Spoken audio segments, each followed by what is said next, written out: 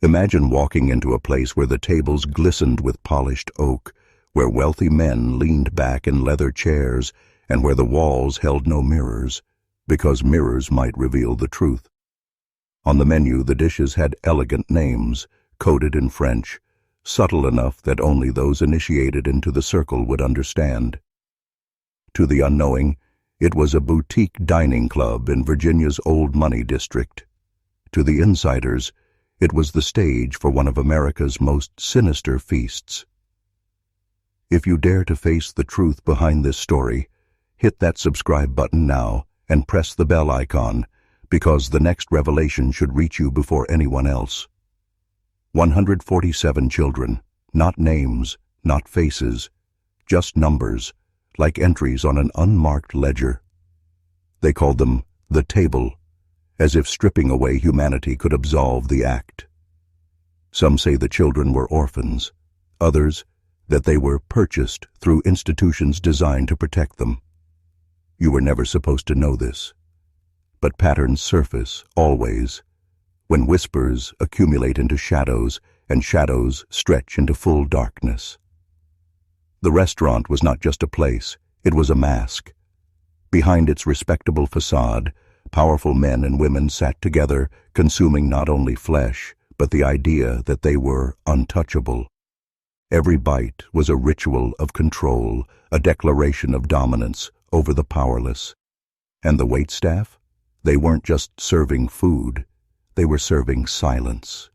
Some disappeared, others pretended blindness, because in Virginia during those years, speaking out meant vanishing. Now you're beginning to see it. This wasn't about food, this wasn't about hunger, this was about power, the kind of power that feeds on innocence because nothing else is pure enough to satisfy it. They didn't dine because they needed to, they dined because they could. And tonight, as you listen, you will come to know the secrets hidden in the folds of America's darkest dining hall. But I warn you, once you hear the truth of the 147, there is no going back.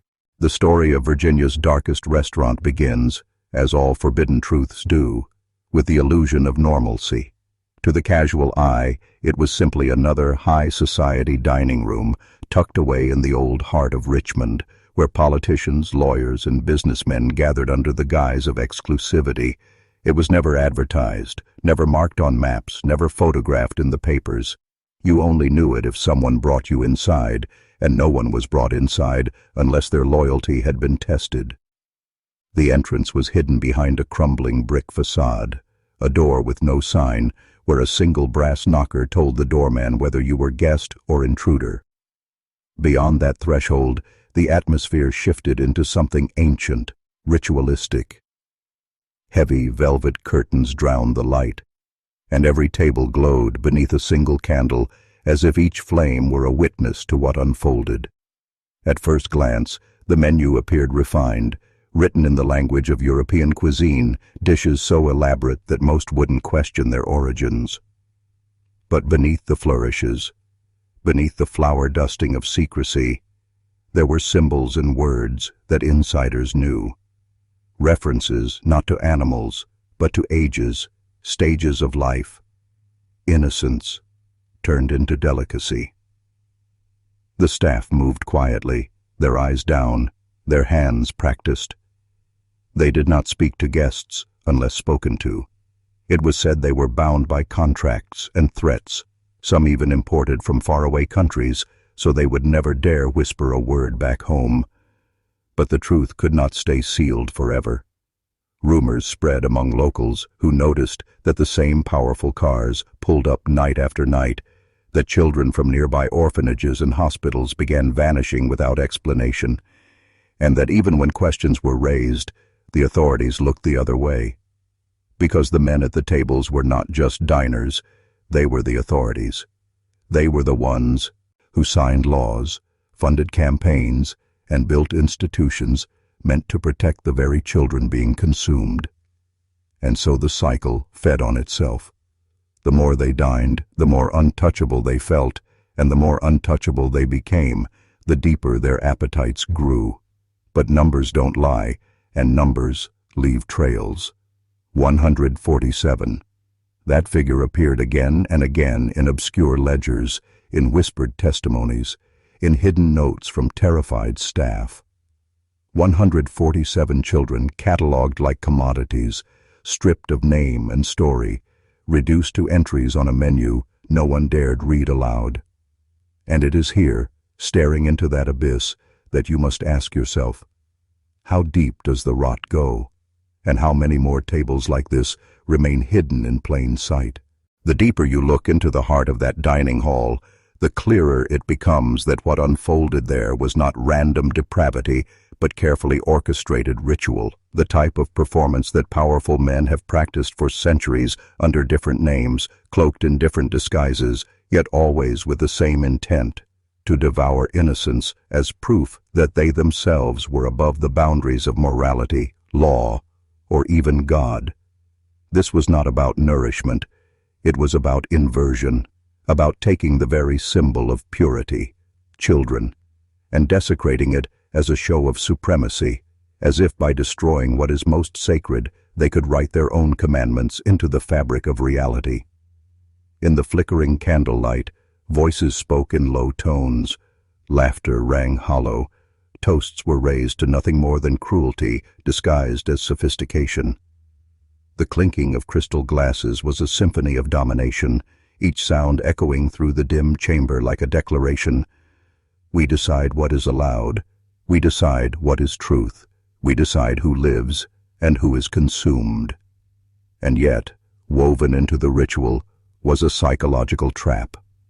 By forcing new initiates to take part, by making them cross the unthinkable line, the elite bound one another in shared guilt, creating a chain of silence stronger than any law. No one could speak out, because the moment they did, their own hands would be exposed as stained. That is how power protects itself, not with guards and weapons, but with complicity and shame. And outside, in the clean daylight of Richmond, the city moved on unaware. Churches preached morality, schools taught patriotism, politicians gave speeches about freedom and family values. But at night, behind velvet curtains, freedom was mocked, family was destroyed, and morality was consumed. The restaurant became more than a place. It became a mirror of the larger corruption in America itself, where instituted homes that promised protection became markets for exploitation, and where the ones trusted to shield the weak were the very ones feasting on them. The legend says that the number 147 was not an accident. It was a ceiling, a limit chosen to mark the end of a cycle, after which the place would vanish like smoke, leaving only rumors in its wake. And yet, pieces remain. Photographs never meant to surface, account books burned, but not fully destroyed, testimonies whispered in fear, enough to prove that what happened in that room was not myth, but memory. And if that memory was real in Virginia, then how many other rooms, in how many other cities, still glow by candlelight tonight? The first cracks in the facade appeared when a young reporter, fresh out of college and desperate to make a name for himself, stumbled upon fragments of the truth. He had been covering a mundane story about zoning laws when he noticed that the property records of a certain brick building in Richmond had been deliberately obscured, passed between shell corporations and trusts that led back to names far too powerful to question. Curious, he began asking questions, but curiosity in a city like this was a death sentence. Within weeks he disappeared, his desk at the paper cleaned out, his notes confiscated by men who wore no badges but carried authority heavier than any uniform. His colleagues were told he'd taken an assignment abroad, yet no bylines appeared, no letters were sent, and his family received only silence.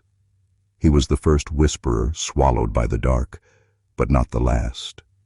Others, whistleblowers from orphanages, nurses from children's wards, accountants who noticed financial anomalies, each surfaced briefly with fragments of evidence before vanishing into obscurity or being found lifeless under the weight of convenient explanations. Car accidents, sudden illnesses, suicides that made no sense to those who knew them. Files went missing from courthouses, Police reports were rewritten. Judges dismissed cases with an ease that spoke of influence no ordinary restaurant could wield. And every time the trail seemed to burn too hot, the dining hall would close its doors for a season, its patrons scattering back to their respectable lives in government, law, and finance until suspicion faded. Then the curtains would rise again, and the feast would continue. This was the genius of the operation, not in its secrecy, but in its entanglement with the very structures meant to uncover it. Investigators worked for them, journalists feared them, citizens trusted them. And so the restaurant remained untouchable, as though protected by some invisible covenant between corruption and cowardice. Even when whispers reached Washington, they dissolved into the mist of committees, subcommittees, and inquiries that led nowhere. Evidence presented behind closed doors was shredded before it ever reached daylight. The truth was always just out of reach, as if someone, somewhere, was ensuring that what happened to those children would never be officially acknowledged. But unofficially, the ledger remained. 147 lives ended, not by disease or war, but by appetite. And every attempt to speak it aloud was swallowed by silence, a silence enforced by fear. Yet silence itself is a language, and in Virginia's shadows, it spoke louder than screams. The guests who sat at those tables were not random men plucked from the streets. They were the architects of power, the type of men whose signatures could shift billions of dollars with the stroke of a pen, whose words shaped wars, whose faces appeared on Sunday morning news shows preaching virtue, while their hands, hidden in shadow, reached for forbidden plates. Senators, judges, lobbyists, financiers, their names never appeared on any reservation list, but their influence echoed through every decision that kept the dining hall invisible. They were bound together not only by hunger, but by the shared understanding that indulgence in the unthinkable granted them immunity. It was initiation by fire, a baptism into a fraternity that thrived on the desecration of innocence. And yet, they could not feast without supply, and the question that chills the bones is how those children came to be placed on the table in the first place. It was not kidnappers lurking in alleys, though sometimes that too occurred. More often, it was the institutions of care themselves, the orphanages, the hospitals, the foster homes, that became pipelines feeding the hungry. Records would vanish, paperwork would be altered. A boy listed as transferred to another facility was in fact delivered through the back door of the restaurant, handed over by people sworn to protect him. A girl said to have died of complications was instead rerouted into silence, her existence erased with a single line of ink.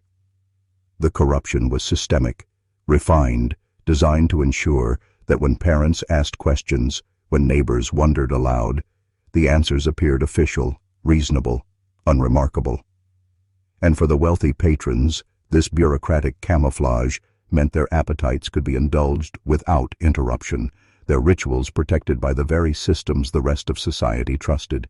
It is here where the horror deepens, because it reveals that this was never just about a single restaurant. It was about the way power rewrites reality itself. A child could vanish, and the records would say she never existed. An investigator could discover the ledger, and the law would say the ledger was a forgery. A mother could scream, and the silence of institutions would swallow her voice. This is the psychology of corruption. To make atrocity invisible, not by hiding it in shadows, but by weaving it so tightly into the fabric of authority that no one dares pull at the thread. And so, 147 children disappeared not only from life, but from history, consumed twice, first in body, then in memory. To understand what took place in that Virginia dining hall, you must see beyond the polished oak and velvet curtains and trace its roots back into older darkness, for what appeared to be a restaurant was in truth an echo of something far more ancient. Across civilizations, from Babylon to Rome, from secret European lodges to colonial plantations, the elite have always sought to prove their dominance not through wealth alone, but through sacrilege, by consuming what was forbidden, by inverting what was sacred, by turning life itself into a feast to be devoured. The Virginians who sat at that table were not innovators, but inheritors, carrying forward a ritual that whispered through centuries, always adapted, always disguised, yet always serving the same end: to bind power through desecration. The act was never about taste or sustenance. It was about transformation. A man who consumes innocence believes he transcends the rules that bind ordinary men, believes he ascends into a brotherhood above kings and laws. In that candle-lit chamber, initiates were not simply dining. They were being reforged, stripped of hesitation, molded into creatures who could lie without shame, rule without conscience, and destroy without guilt.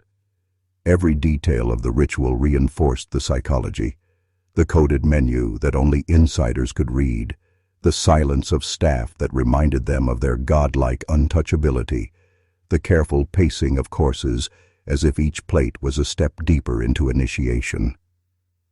And when the final course was cleared, it was not the stomach that was full, but the soul, filled with a darkness that convinced these men they were invincible.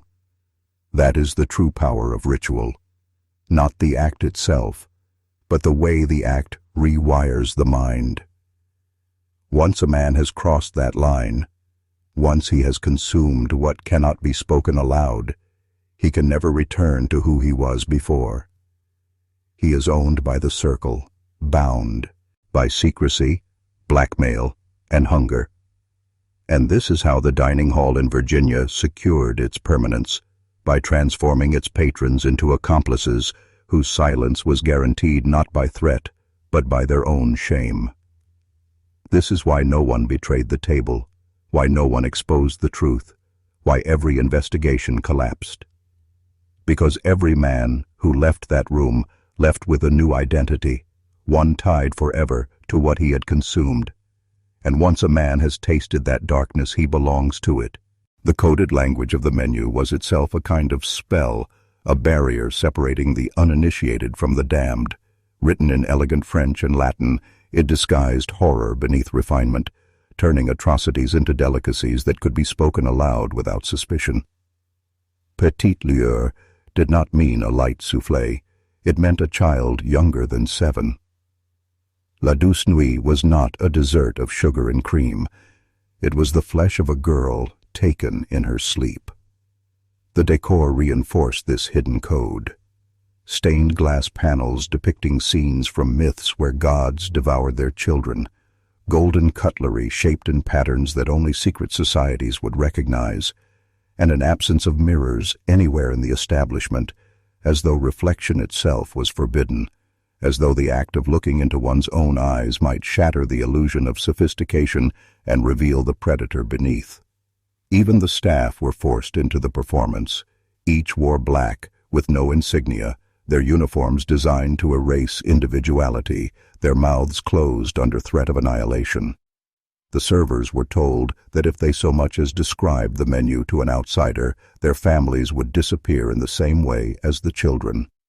And so they played their parts, gliding between tables like shadows, careful not to see too much, careful not to hear too much, careful not to remember more than what their survival required.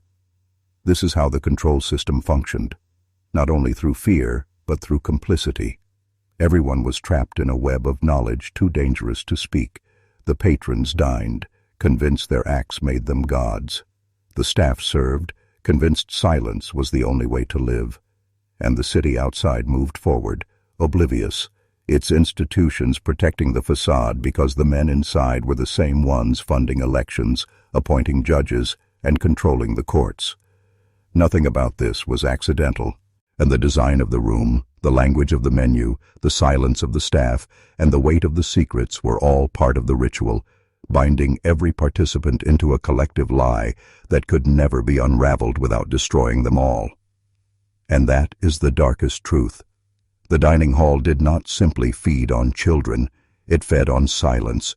It fed on fear. It fed on the willingness of men and women to look away when confronted with the unthinkable. That is why it survived as long as it did, because no one dared to call it by its true name. The few who escaped its orbit, those rare staff who fled, those who whispered fragments of truth before vanishing, painted a picture so chilling it was dismissed as delusion, because to accept it as real would mean admitting that civilization itself was a facade. One former server, years later, spoke under a false name in a dimly lit interview, his voice shaking as he recalled the way the dining room doors locked from the inside once the final guest was seated, the way a silence heavier than stone descended as if the air itself was complicit. He described how children were brought in not through the front, but through a subterranean passage connecting the restaurant to abandoned service tunnels from Richmond's colonial past. Corridors once used for transporting goods in secret that now carried living bodies as if they were contraband. He remembered their small shoes, left in piles like offerings, the way they were stripped not just of clothing but of identity, no names spoken, no cries acknowledged, only numbers whispered by staff who dared not humanize them. His testimony matched the rumors from nurses who claimed that certain hospital wings lost children in the night without explanation, only to be told the records showed the patients had been transferred. And then there were the accountants, those faceless men who followed money like bloodhounds and found that charitable funds meant for orphanages funneled into private trusts, linked back to the very corporations that shielded the restaurant. But whenever these fragments surfaced, the machinery of power roared to life. Newspapers were warned of national security implications. Police files were quietly closed. Witnesses recanted or disappeared, their stories buried under ridicule or erasure. It was easier for society to call them insane than to confront the abyss they described. Yet patterns do not lie, and when you lace these fragments together, a map emerges. Tunnels, transfers, ledgers, and vanishings that all lead back to one candlelit chamber where powerful men dined beneath stained glass depictions of gods devouring their children. And that is the moment the listener realizes this is not only about Virginia, not only about one restaurant, but about a template repeated across the world. Hidden rooms where appetite becomes ritual, where silence becomes currency, and where innocence is the most expensive dish of all. Follow the money, and the veil begins to slip, for even the most carefully hidden ritual must be financed, and it is in the shadows of transactions that the true architecture of corruption reveals itself. The restaurant did not survive on tips and dinner checks. It was sustained by a network of trusts, shell corporations, and charitable foundations that laundered horror into legitimacy. On the surface, wealthy patrons would make generous donations to children's hospitals, orphanages, and educational programs, each contribution celebrated in newspapers and praised in speeches as evidence of civic duty. Yet those very same funds were siphoned through layers of intermediaries into accounts that fed the private club, transforming public virtue into private depravity. A judge might sign off on the transfer of state money to a foundation he himself secretly controlled. A senator might arrange tax breaks for an organization whose back doors funneled children into silence. And bankers, always the quiet middlemen, kept the current flowing while asking no questions, because their own careers depended on keeping certain ledgers closed. This is how the restaurant became untouchable. It was not merely a place, but a node in a vast web of financial alchemy, one that turned innocence into currency and silence into profit. When investigators tried to follow the trails, they would find themselves staring at dead ends, companies dissolved overnight, records purged, names erased. If they pressed harder, warnings came, subtle at first, then unmistakable. Some accepted the bribes and turned their eyes elsewhere. Others refused and were destroyed. And the deeper you dig, the more you realize this was never a hidden aberration. It was a mirror of the system itself, proof that corruption is not an accident but a design. For what better way to ensure loyalty among the ruling class than to bind the guys in shared guilt, financed by the very institutions the public believes in? The restaurant was not funded by monsters hiding in the woods. It was funded by men in suits whose names appeared on plaques outside universities, courthouses, and cathedrals. That is the genius of power. It wears a mask of philanthropy while feasting on the very lives it claims to protect. And so the money flowed like blood through arteries of influence, each transaction another brick in the wall that ensured 147 children would never find their way home, their absence balanced neatly in columns of profit and loss. Those who served within the hall but did not partake carried scars as deep as those who feasted, for silence corrodes the soul, and to bear witness without the power to intervene is its own form of damnation. Many of the staff were not chosen for their skills in service, but for their vulnerabilities, orphans who had aged out of the system, immigrants without papers, men and women whose very survival depended on obedience. They were told that breaking silence would mean not only their deaths, but the annihilation of everyone they loved, and over time, fear twisted into something worse, complicity born of numbness. Yet the human mind does not remain numb forever. It festers, it cracks, it bleeds through dreams. Survivors spoke of nights haunted by phantom cries, of hearing silverware clinking in empty rooms, of smelling iron and ash where none should linger. Some turned to drink, others to drugs, trying to dull the images seared into memory, the pile of children's shoes, the stained glass gods devouring their sons, the laughter of men who governed the state by day and consumed innocence by night. A few attempted confessions to priests, but even the sanctity of the confessional was compromised, for clergy too had seats at those tables, and a whispered sin could be transformed into a death sentence. One former server, broken beyond repair, wrote page after page of testimony in a spiral notebook, convinced that putting words on paper would exorcise the weight from his chest. The notebook was found after his suicide, yet the pages were seized before family could read them, locked away in evidence boxes that would never see a courtroom. Others simply vanished, their absence unrecorded, their names scrubbed from payrolls as though they had never existed at all. And this is perhaps the most insidious wound of all, that those forced into silence were erased alongside the children, their pain dissolved into the same void of denial, their suffering useful only insofar as it perpetuated the illusion of secrecy. To serve in that hall was to carry a burden that no human should bear, a burden designed not to be spoken, not to be written, not to be remembered. Yet memory is stubborn, and even in silence, the truth leaks through the cracks, carried in trembling voices, in fragmented testimonies, in dreams that will not die. It is in those broken whispers that the reality of the dining hall lingers, waiting for someone willing to hear it without turning away. The preservation of the ritual depended on succession, for power never allows itself to die with one generation. It demands heirs, apprentices, initiates who will inherit both the influence and the shame that binds them. The men who first filled the Virginia dining hall knew that appetite alone was not enough to sustain the circle. They needed to indoctrinate those who would come after, ensuring the cycle of secrecy would never fracture. Young politicians rising through state legislatures were invited not merely to dine, but to observe, to be tested, to be tempted. Lobbyists whispered promises of advancement in exchange for loyalty, and those who hesitated were quietly pushed aside, their careers extinguished before they began.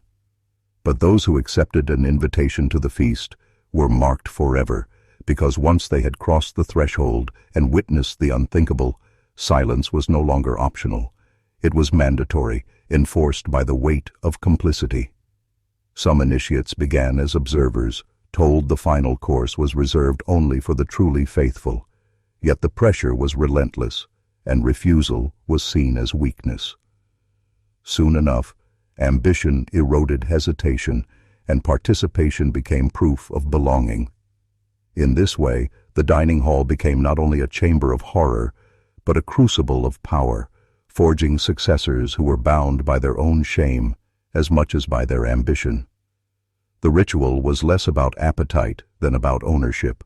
by corrupting a man so deeply that he could never again claim innocence. The circle ensured his obedience until death. This is why the hall endured, even as decades passed, even as faces changed in the Senate, the courts, the boardrooms.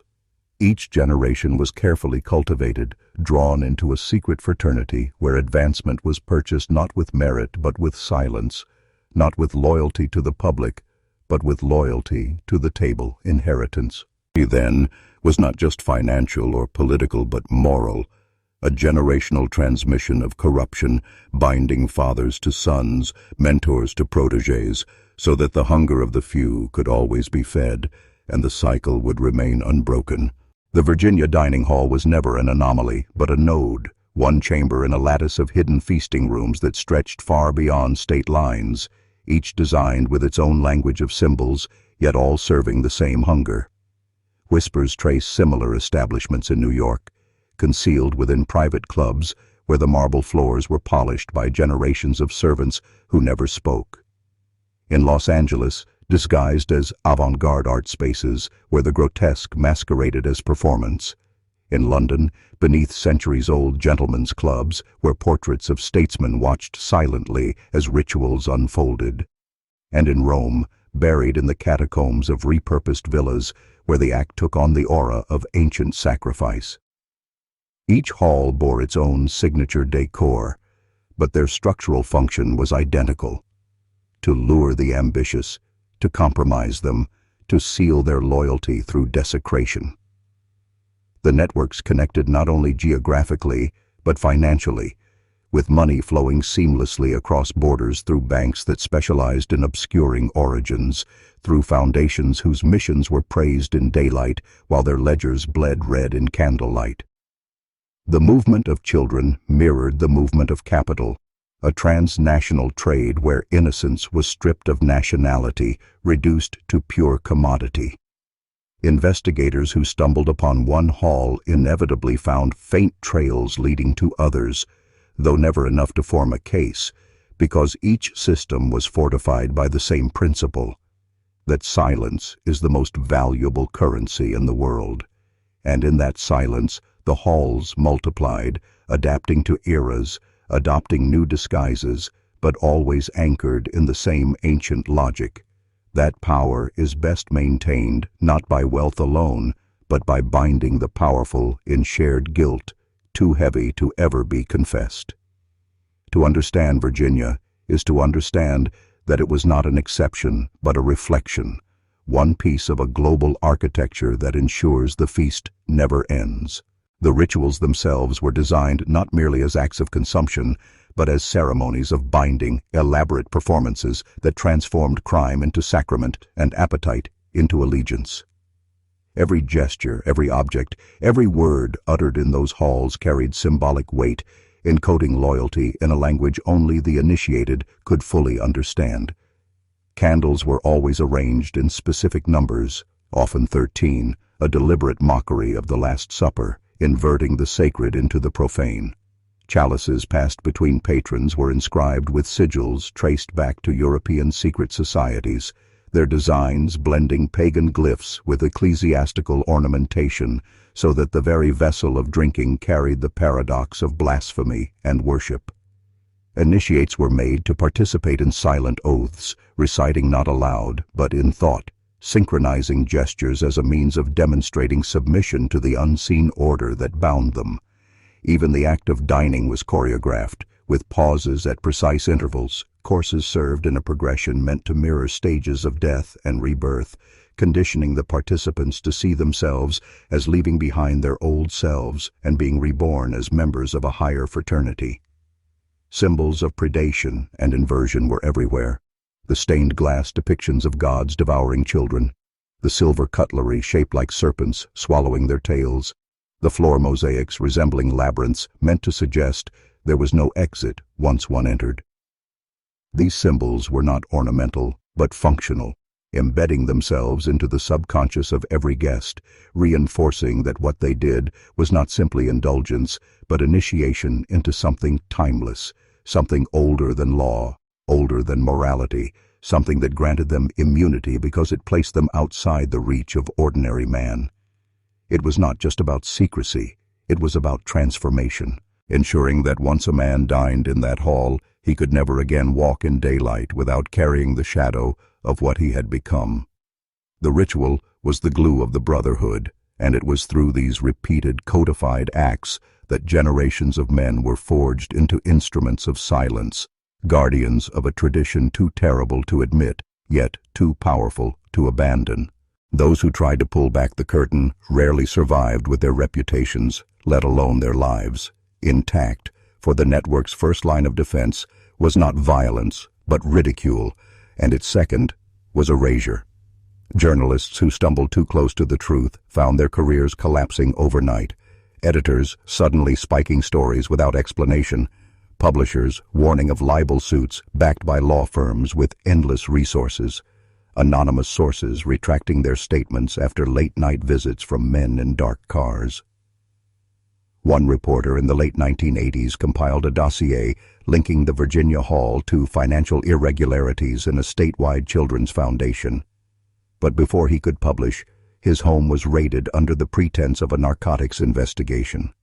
No drugs were found, but his notes, tapes, and photographs vanished, and within a month he was facing charges for fraud that destroyed his credibility. Another, a state investigator in the early 2000s, traced missing children to transport logs that lined up perfectly with banquet dates, but before he could secure warrants, he was abruptly reassigned to a distant office, and the files under his name were purged from the archive. Some met darker fates: suicides staged with implausible details, car accidents where brake lines were suspiciously severed, sudden heart attacks in men with no prior history of illness, and yet the cruelest tactic was the calculated smearing of anyone who spoke, survivors painted as unstable, staff who testified dismissed as bitter ex-employees, witnesses branded conspiracy theorists and cranks, until their words dissolved in laughter. It was not enough to silence them. They had to be destroyed so thoroughly that even those who believed them would be too afraid to join them.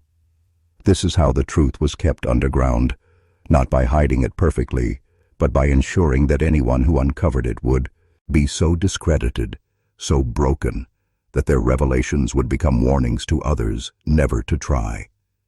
The halls remained untouchable, not because they were invisible, but because the cost of looking at them too closely was ruin. Time, however, is its own executioner, and even the most loyal initiates could not escape the weight of memory as they aged, for the rituals that once bound them in triumph eventually corroded them from within. In youth, the feasts had been presented as gateways to power, proof of belonging to a circle above ordinary men. But as decades passed and the hair whitened, the faces sagged, and the applause of politics or business faded, the silence of night grew heavier. Many of the old men began to unravel in private, haunted by visions they had once accepted as ceremony, now twisted into nightmares that clawed through their sleep. Some turned to elaborate philanthropy, building libraries, hospitals, or scholarships as if stone and charity could wash blood from their hands. Yet even these gestures were hollow, for in every ribbon-cutting they saw not honor but accusation, the ghosts of children staring back through smiling crowds. Others descended into paranoia, convinced that exposure was inevitable, that one day the ledger would be opened and their names read aloud, so they fortified their estates, cut ties with family, and lived out their last years as prisoners of their own power. A few confessed on their deathbeds, muttering fragments to priests, doctors, or estranged children, but such confessions rarely reached the public, either dismissed as the ravings of senility or actively suppressed by those with something to lose. And some, perhaps the most damned of all, clung to pride until the end, insisting that what they had done was necessary, a ritual of control that kept the world stable, their guilt reframed as sacrifice for the greater order.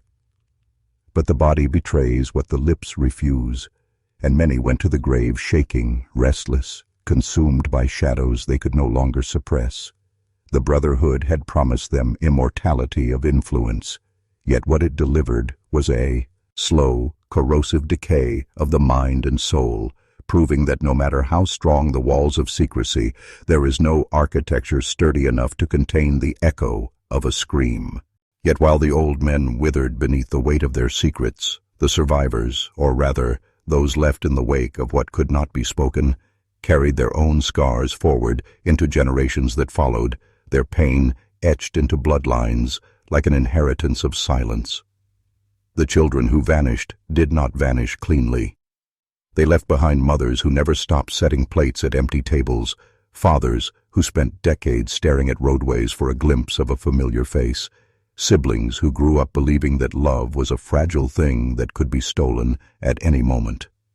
These survivors, denied justice by courts and mocked by the press, became archivists of grief, hoarding photographs, police reports, fragments of testimony, whispering their stories into tape recorders late at night, as if preserving them might one day allow the truth to break free. Descendants, too, grandchildren and great-grandchildren of those who lost someone, found themselves inexplicably haunted by questions they were never meant to ask, sensing gaps in their family histories, noticing names that were spoken with averted eyes or not spoken at all. Some turned to private research, scouring microfilm, interviewing aging witnesses, mapping patterns of disappearances across decades, and discovering, piece by terrible piece, that their loss was not random, but part of a machinery too vast to be coincidence. Their pursuit of answers became an act of defiance against the silence that had consumed their families, yet each discovery only sharpened the cruelty of knowing that the institutions meant to protect them, the courts, the press, the church, the state, had colluded in the concealment. And still, they refused to surrender, for grief has its own endurance, a strength that often outlasts power itself. The halls may have buried their victims in shadow, but the survivors carried light like contraband, passing it hand to hand, generation to generation, waiting for a moment when the silence would crack and the truth, at last, would demand to be heard.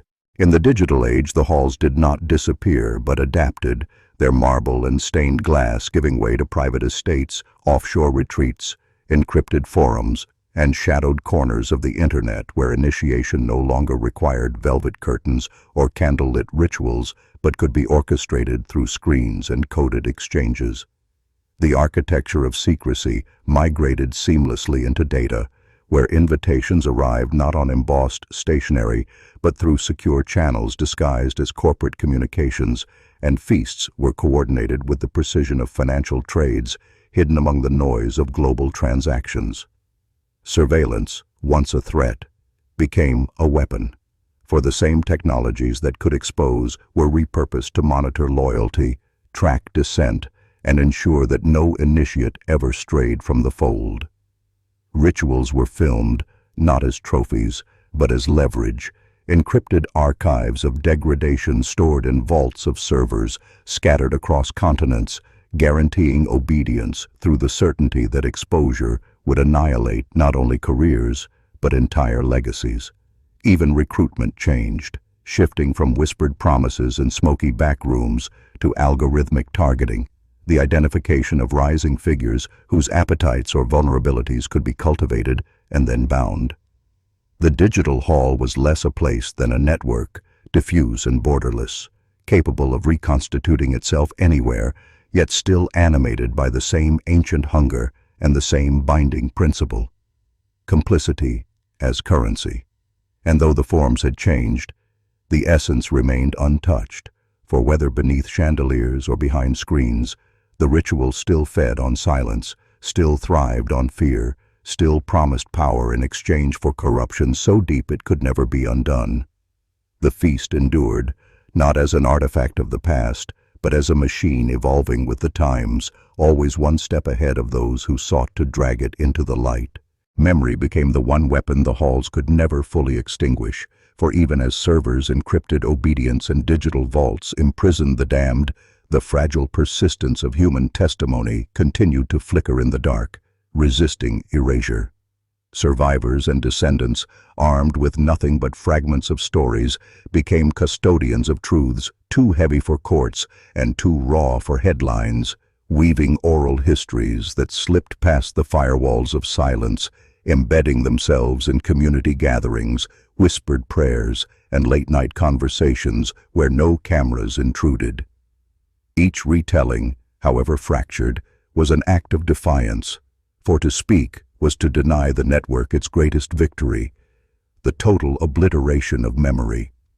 Stories circulated like contraband, coded in songs, etched into murals, hidden in the subtext of novels, layered in anonymous blogs and underground podcasts, each narrative carrying the echo of what official records tried to erase.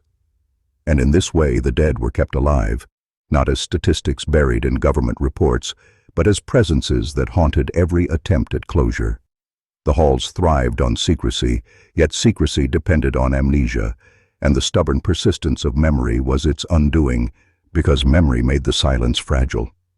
A photograph found in an attic, a name scribbled in a forgotten ledger, a voice breaking after decades of silence, all became sparks capable of reigniting the fire of resistance.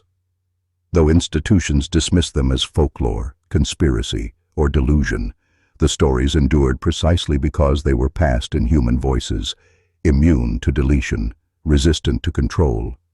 And in that endurance lay a different kind of power, not the power to dismantle the machine outright, but to keep the wound visible, to refuse closure, to ensure that every feast carried within it the risk that one day the silence would shatter under the weight of what could not be forgotten. The mechanics of digital blackmail became the new skeleton of control, replacing the locked briefcases and whispered threats of earlier generations with a system as invisible as it was inescapable. A lattice of surveillance where every initiate carried his own leash without ever seeing the hand that held it. The rituals, once confined to hidden chambers, were now recorded through discrete devices embedded in the room, or even staged for that very purpose, the footage encrypted and replicated across countless servers so that it could never be destroyed, ensuring that any attempt to defect, dissent, or confess would be instantly met with annihilation. Blackmail became automated, built into the very structure of power, with algorithms cataloging vices, preferences, weaknesses, and indiscretions, reducing men of stature to dossiers of leverage that could be activated at a keystroke. The more one climbed, the tighter the bind, until senators, judges, CEOs, and generals all moved like marionettes pulled by invisible threads, aware that a single exposure would not only end their careers, but destroy their families and stain their names for generations. Surveillance blurred with participation. Phones that could betray location data, cameras that never fully turned off, biometric systems that confirmed presence at events one might later deny. What once required careful orchestration had become systemic, seamless, a digital web where loyalty was enforced not by trust or brotherhood, but by fear so absolute it needed no words. And yet the most terrifying element was its permanence, for unlike whispered secrets that could die with a man, the data was eternal, archived in layers of redundancy, immune to fire, immune to erasure, a ghostly chain binding the living to their past deeds long after they wished to forget. In this architecture of blackmail, the halls no longer needed guards or walls, for the prison traveled with each initiate, locked not in a vault, but in the endless memory of the machine. For those trapped within the web, the psychological unraveling was inevitable, for the very tools that once promised permanence of power became instruments of torment, reminding them with every vibration of a phone, every flicker of a camera light, that they were never alone, never unwatched, never free. Men who had once ruled chambers and boardrooms began to dissolve under the paranoia of constant exposure, seeing threats in every lens, betrayal in every handshake, even in the faces of their own children, whom they feared might stumble upon files that would collapse entire legacies. The knowledge that their darkest acts existed not as fading memory, but as immutable data gnawed at them like an unhealed wound, turning their wealth into a gilded prison and their influence into a leash they could never unclasp. Some tried to negotiate with the machine, commissioning hackers or private mercenaries to erase their files, only to discover that the redundancy of the archive was its genius. One server might burn, a hard drive might shatter, but the copy lived on in a dozen unseen vaults across borders, as indestructible as myth.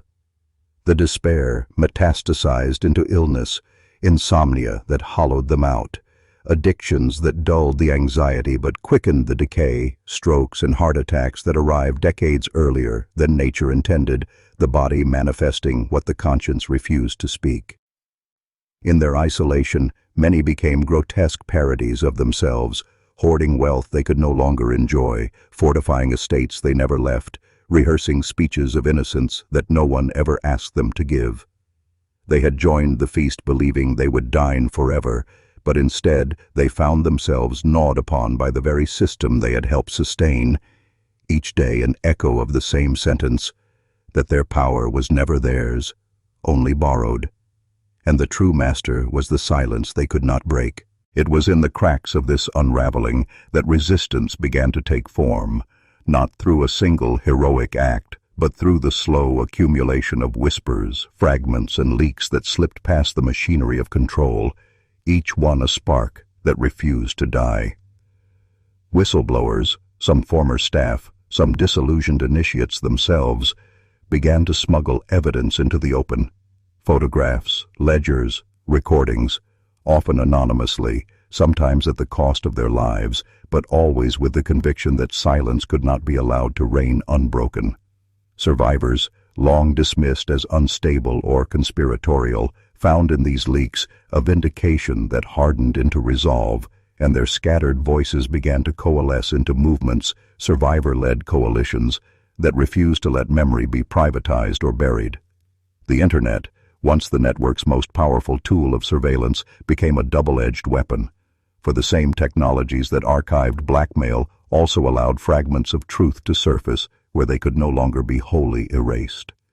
Independent journalists, archivists, and activists built digital sanctuaries, encrypted repositories, mirrored sites, decentralized platforms that could not be silenced by takedown orders or corporate pressure, ensuring that once a secret emerged, it multiplied beyond control. Families of the missing linked across continents, discovering patterns that official investigations had denied for decades, mapping the geography of disappearance until the halls no longer appeared as isolated myths, but as nodes in a sprawling system that spanned generations. The resistance was fragile, constantly attacked, infiltrated, mocked, yet it endured because it was built not on fear, but on grief. And grief is the one resource the halls could never counterfeit. Each revelation carried the risk of annihilation, but it also carried the promise that the machine was not invincible. That silence, once fractured, could never be perfectly mended. In this way, the feast, which had fed for centuries on secrecy, began to tremble under the weight of memory, made collective, memory transformed into a weapon sharper than any ritual blade. The fragmented deathbed confessions became fissures through which entire foundations began to quake, for men who had once ruled empires of finance, politics, and faith often carried their secrets into decline with them, and in the fever of illness or the fog of morphine, their tongues loosened, spilling fragments too jagged to be dismissed as mere delirium. A judge whispered to a nurse about the banquet that never ended. A senator clawed at his sheets while begging unseen children for forgiveness. A titan of industry scribbled a final note warning that the halls were everywhere and nowhere, feeding themselves on us all. Families tried to smother these revelations, hiring private doctors, burning papers, silencing staff with generous inheritances. But sometimes the fragments slipped free, recorded by a curious orderly, remembered by a grandchild, or captured on hospital equipment whose monitors caught more than vital signs. These confessions, scattered and incomplete, became raw ore for the resistance, proof that the stories of survivors were not delusions but echoes of truths so terrible that even the most powerful could not contain them when the body began to fail. The halls themselves feared these moments more than leaks, for leaks could be countered with ridicule or lawsuits, but a dying man's words carried a weight that even denial could not fully erase, and each confession that surfaced weakened the architecture of silence just enough to make space for memory to expand. The irony was bitter and fitting, that the same men who had once sworn eternal loyalty became in their final unraveling unwilling traitors to the feast, their last gasps cracking open a door that generations of survivors had beaten against in vain. And so the truth bled not in explosions of revelation, but in trickles of dying breath, enough to rot the pillars of secrecy from within, a slow collapse that no ritual or oath could stop. As the cracks widened, survivors and resistance movements seized upon them with a ferocity born of decades of silence, weaving together every leaked file, every whispered confession, every overlooked detail until a tapestry of truth began to emerge, no longer fragile rumor, but a body of evidence too sprawling to ignore. Where once families had suffered alone in scattered isolation, now they found each other across borders and languages, stitching their grief into networks of solidarity that grew harder for the halls to infiltrate or dismantle. Anonymous forums transformed into encrypted coalitions, vigils into mass demonstrations, and private archives into decentralized databases that multiplied faster than they could be erased. The movement learned to weaponize memory, not merely retelling stories, but contextualizing them, overlaying patterns of disappearance and exploitation onto maps, timelines, and genealogies that revealed the scope of the machinery the halls had hidden for centuries.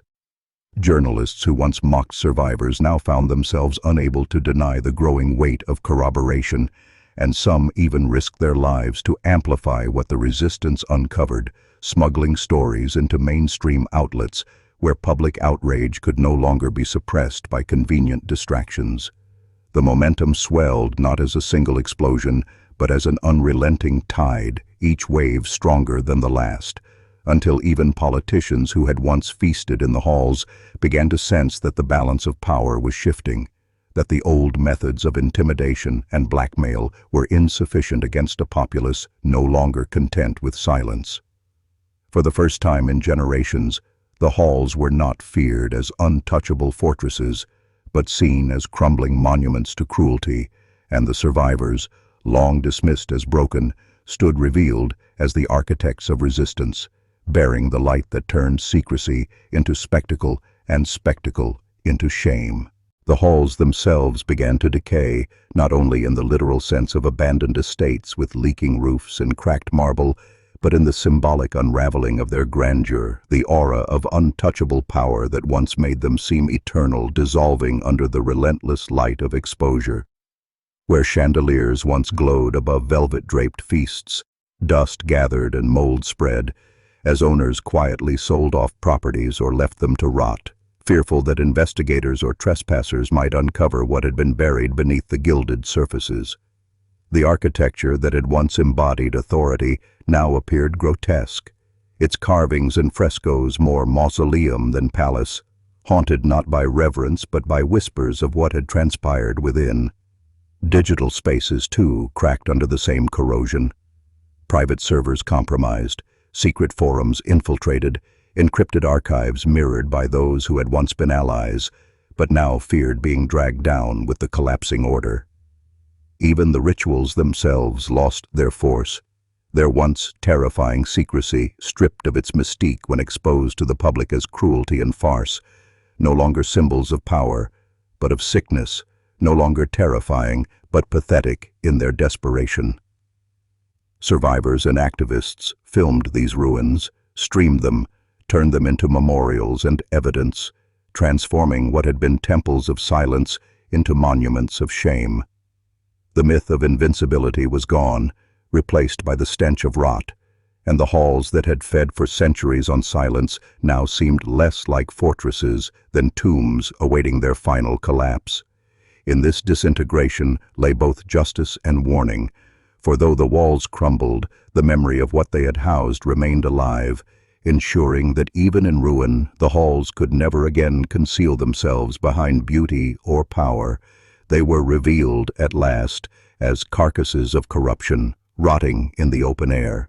Open confrontation was inevitable, for the ruins of the halls, both physical and digital, could not remain empty forever. The survivors and their allies moved from mourning into action, pressing their evidence into courts, legislatures, and the court of public opinion with a force that demanded response, while the remnants of the machine, desperate to preserve even a fragment of their dominion, lashed back with lawsuits, propaganda, disinformation campaigns, and sudden bursts of violence.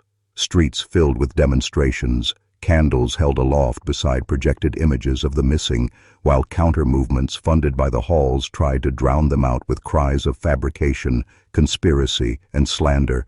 But the tide of testimony proved unrelenting, its weight too vast to be swept away by denial. Whistleblowers stepped forward in public now, no longer anonymous voices hidden in shadows, but faces, names, and lives willing to gamble everything for the chance to shatter the silence, and their bravery ignited a kind of courage in the masses that even decades of fear could not suppress.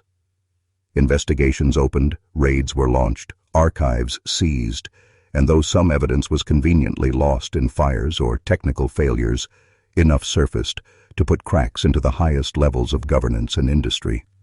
Confrontations spilled onto live broadcasts, hearings where powerful men trembled under oath, their polished rhetoric faltering as survivors sat before them, unflinching, their very presence a testimony the halls could not erase. The machine fought, but each strike it landed only exposed its desperation, its fragility, its rot. For the first time, the silence was not simply broken. It was shattered beyond repair, the echoes reverberating through societies that could no longer look away, forcing a reckoning that the halls had spent centuries deferring. The confrontation was not a clean victory, nor an absolute collapse, but a turning point, where the feast was dragged from the shadows into the glare of unrelenting light, its power undone by the very voices it had tried for generations to silence. The aftermath of the confrontation unfolded as a strange mixture of triumph and unease, for though trials were convened and indictments issued, though televised hearings replayed the trembling faces of once untouchable men, the survivors understood that no courtroom could fully account for centuries of silence, no sentence could balance the scales of the vanished and the dead.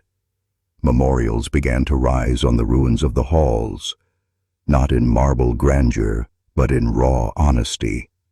Walls of names carved into steel, installations of shoes, toys, letters, photographs, each fragment a testimony that the machine had failed to erase. Communities held vigils that turned into festivals of remembrance, reclaiming grief as strength. And in classrooms, children were taught, not only of the crimes, but of the silence that had enabled them. A curriculum built not on the mythology of heroes, but on the persistence of witnesses. Cultural shifts rippled outward. Art, literature, film, and music absorbed the stories once buried, transmuting pain into expression, embedding memory into the fabric of daily life so that forgetting would no longer be possible. Yet shadows lingered, for wealth and influence do not vanish overnight, and many who had feasted in the halls slipped quietly into exile, retreating to hidden estates or reinventing themselves under new guises, waiting for the world's attention to drift so that they might resurface. Survivors carried the tension of knowing that exposure was not the same as eradication, that justice was fragile, provisional, forever threatened by the apathy of those who had not lived the silence. But even so, the balance had shifted irrevocably. The machine was broken, the myth of invincibility shattered, and in its place grew a culture of remembrance where testimony became inheritance, grief became defiance, and silence itself was finally recognized as the true enemy that must never again be allowed to reign. Yet even as remembrance took root, the last loyalists clung to their fragments of power with a desperation that bordered on madness, weaving networks of secrecy and exile, whispering promises of restoration in encrypted channels, gathering in decayed villas and shadowed compounds where they reenacted the old rituals like actors in a crumbling play. They poured their dwindling wealth into disinformation campaigns, hiring digital mercenaries to flood the public sphere with confusion, seeding narratives that the trials had been witch hunts, the survivors liars, the memorials manipulations of grief, all in the hope that doubt might reopen the cracks through which silence once thrived. Some turned to violence, orchestrating targeted attacks against activists, journalists, and whistleblowers, desperate to reclaim by blood what they had lost in exposure, while others sought subtler paths, laundering themselves into new institutions under new names, hoping that memory might fade with time and that power, patient and insidious, could be rebuilt in the spaces where vigilance slackened. But what they failed to grasp was that their desperation itself had become proof of their decay. Every clumsy lie, every violent act, every pitiful attempt at resurrection only reminded the world of the machine's cruelty, fueling the very resistance they sought to crush. Their gatherings grew smaller, their funds thinner, their influence less certain, until they resembled not an empire, but a cult of fading men clinging to ghosts of grandeur, unable to accept that the feast was over. And though they plotted in the shadows, their enemies no longer feared them as untouchable lords, but recognized them as remnants, fragments of a nightmare already unraveling, whose final legacy would not be resurgence, but the cautionary memory of what power becomes when fed upon silence alone. In the wake of the Loyalists' decline, it was the descendants who carried the true weight forward, children and grandchildren of survivors who grew up not in the fog of silence, but in the clarity of testimony, inheriting memory as both a burden and a shield. Schools taught them not only dates and names, but the mechanisms of complicity, the small accommodations that allowed monstrosities to thrive. And in homes, once haunted by unspoken grief, families began to speak openly, weaving remembrance into daily rituals so that forgetting could never creep back in as it had before. Memorial sites became places not of passive mourning, but of active education, where the young were guided through the ruins of the halls and taught to recognize the architecture of secrecy in every form, from grand palaces to digital shadows. Artifacts were preserved not in hidden archives, but in public spaces, surrounded by context and story, so that each object became a warning as much as a relic. This intergenerational inheritance forged a culture where silence itself was treated as a crime, where complicity was interrogated with the same rigor as violence, and where the duty of remembrance became a living, breathing practice rather than a static monument. Yet the descendants also carried within them the scars of what had been endured, the knowledge that vigilance required constant renewal, that even in the open air there would always be those who sought to rebuild shadows. And so remembrance was not presented as closure, but as resistance, a generational covenant that the feast would never again be permitted to gather in secret, that the halls would remain ruins, and that the silence which once fed them would forever be broken by voices that refused to fade. The world rebuilt itself around vigilance and memory, reshaped by the recognition that silence was not merely the absence of sound, but the most dangerous architecture of all, the invisible scaffolding that had allowed cruelty to thrive unchecked. And so every institution, from schools to courts to governments, was forced to reckon with how easily secrecy could harden into power. Laws were rewritten with transparency as their cornerstone, archives once sealed were opened, and public rituals of remembrance became as routine as civic ceremonies, embedding the memory of the feast into the cultural bloodstream so it could never again be relegated to whispers. Art and literature flourished in this new terrain, unafraid to confront horror directly, turning testimony into a canon of resistance that refused the comforts of forgetting, while technology was reimagined not only as a tool of control, but as a weapon of accountability, building decentralized systems that made erasure nearly impossible. Survivors who had once been dismissed as fractured voices became elders of a new ethic, their words cited in classrooms, courts, and communities, while their descendants grew into custodians of memory, carrying the legacy of resistance forward not as trauma alone, but as a shield against recurrence. Yet vigilance demanded restlessness, for even as the world declared itself changed, the knowledge persisted that silence is patient, that it waits in the crevices of fatigue and complacency, and so memory had to remain alive, spoken and renewed, lest the ruins of the halls become romanticized ruins rather than warnings. In this way, the feast was not only destroyed, but transformed into an eternal reminder, a scar woven into the collective body of humanity, shaping a future where the most sacred vow was not obedience or loyalty, but the unrelenting refusal to ever again let silence reign.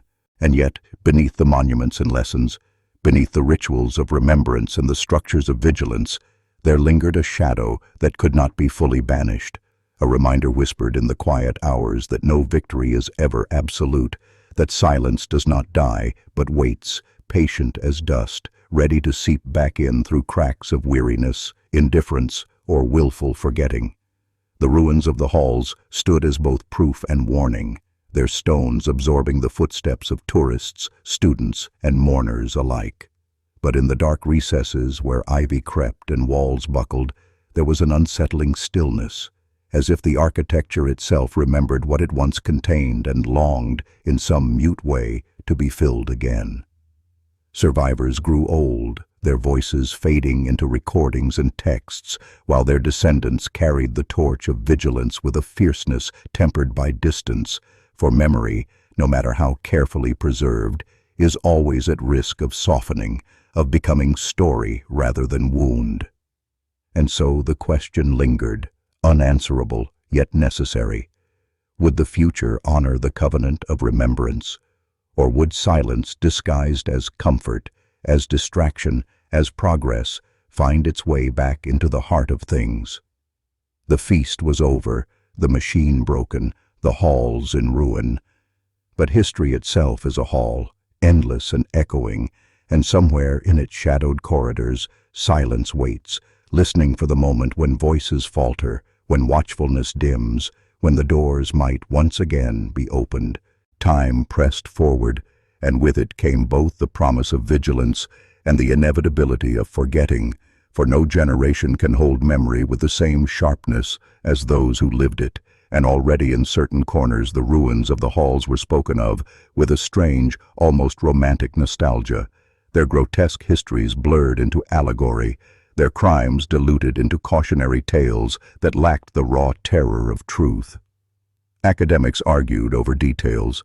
Politicians invoked the memory of the feast when it suited their agendas and ignored it when it did not, and the descendants who bore the heaviest inheritance sometimes felt their voices drowned out by those who wished to turn memory into spectacle rather than responsibility. The machine, though broken, had not vanished.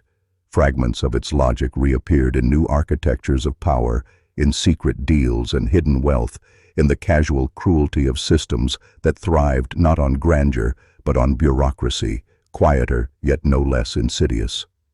Vigilance remained, but it was a restless flame, sputtering at times, burning brightly at others, carried forward by those who understood that the end of one silence does not mean silence itself is destroyed. And so the world lived in a tension between revelation and repetition, between the vow that the halls would never rise again and the uneasy knowledge that shadows require little more than inattention to grow. The feast was remembered, the silence named, but history's corridors are long, and though the doors were closed, their hinges remained waiting, always waiting for the moment when weariness might weaken the guard and silence might slip its hand back onto the latch. And so the narrative refused to end cleanly, for history itself is not a line, but a spiral, and even as people declared the halls destroyed forever, there remained an unease, a recognition that every age fashions its own silences, that every generation inherits both vigilance and vulnerability. New technologies arose, dazzling in their reach, promising transparency, yet carrying within them fresh architectures of concealment, layers of data and power as opaque as any gilded door. And once again, voices warned that the feast does not return in the same form, but in new disguises, subtle and patient. Survivors' testimonies lived on in archives, but archives can be ignored, distorted, or buried beneath floods of distraction, and already there were murmurs that the memory had grown too heavy, that the past should not bind the living so tightly, that perhaps it was time to move on. Yet those who knew, those who carried the weight of the silence most keenly, reminded the world that forgetting is the first invitation to recurrence, that complacency is the quiet soil in which shadows take root. And so humanity moved forward in this paradox, determined never to allow the halls to rise again, yet aware that the conditions which birthed them, fear, secrecy, complicity, hunger for power, were not relics, but constants of the human heart. The ruins remained, monuments and warnings both, while silence lingered like an old echo at the edges of speech, waiting not with force, but with patience, for silence has always known that time itself can serve as its most faithful accomplice. Thus the story stretched onward, refusing resolution, for every attempt to close it was itself a kind of forgetting, a sealing away of unease into the comfort of an ending, and endings were precisely what silence desired, since it thrived best where vigilance grew weary. Generations passed, and the memory of the feast became both canon and controversy, celebrated in annual rituals, dissected in academic treatises, commodified in media that rendered horror into spectacle. Yet beneath these surface performances lay the same unanswerable question. Was remembrance truly alive, or had it hardened into routine, a hollow echo of the cries that once shattered the halls? Monuments weathered, plaques rusted, archives digitized and dispersed, but with each transfer and translation, distance widened and memory risked dissolving into abstraction, easier to admire than to act upon. Meanwhile, the Loyalists' remnants, though diminished, had not vanished. They adapted, learning to cloak themselves not in grandeur, but in anonymity, embedding their hunger into the very infrastructures of progress, so that their silence no longer appeared as absence, but as noise, a flood of distraction obscuring what mattered most. And those who bore the inheritance of testimony walked a narrow path, caught between exhaustion and duty, knowing that the silence they fought was not merely in the ruins, but in every moment when truth was deferred, every compromise that dulled the clarity of vigilance.